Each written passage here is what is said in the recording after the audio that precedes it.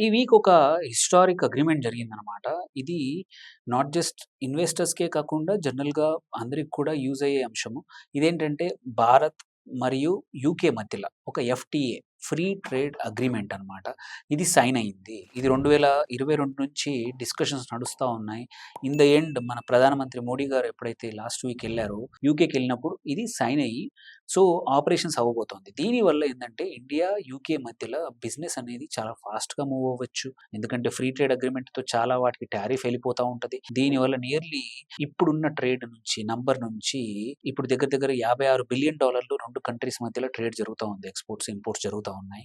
అవి ఒక నెక్స్ట్ 5 ఇయర్స్‌లో డబుల్ అయ్యే అవకాశాలున్నాయన్నమాట. అంటే మన ఇండియన్ ఎక్స్‌పోర్టర్స్‌కి చాలా కొత్త అవకాశాలు రాబోతా ఉన్నాయి. నియర్లీ 99% ఆఫ్ ఇండియన్ ఎక్స్‌పోర్ట్స్ ఏవైతే ఉన్నాయో యూకేకి ఇప్పటి నుంచి జీరో డ్యూటీతో యాక్సెస్ దొరకబోతోంది. విచ్ ఈస్ వండర్‌ఫుల్ ఆపర్చునిటీ అనమాట. ఎవరైతే చాలా సంవత్సరాల నుంచి డ్యూటీస్ కట్టి కంపీట్ చేయబోతున్నారో వాళ్ళందరికీ కొత్తగా మార్కెట్ మనం చీప్ అవ్వచ్చు.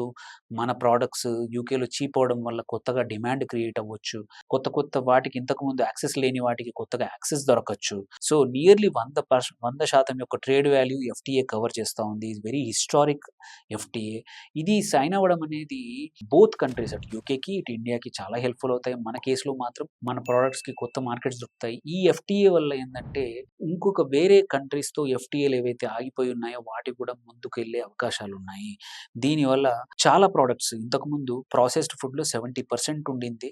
వాటి మీద జీరో అవ్వబోతుంది. ఇంతకుముందు వెజిటబుల్ ఆయిల్స్ మీద 20% అది కూడా జీరో అవ్వబోతుంది. చాలా సెక్టార్స్‌లో బెనిఫిట్ కాబోతుంది.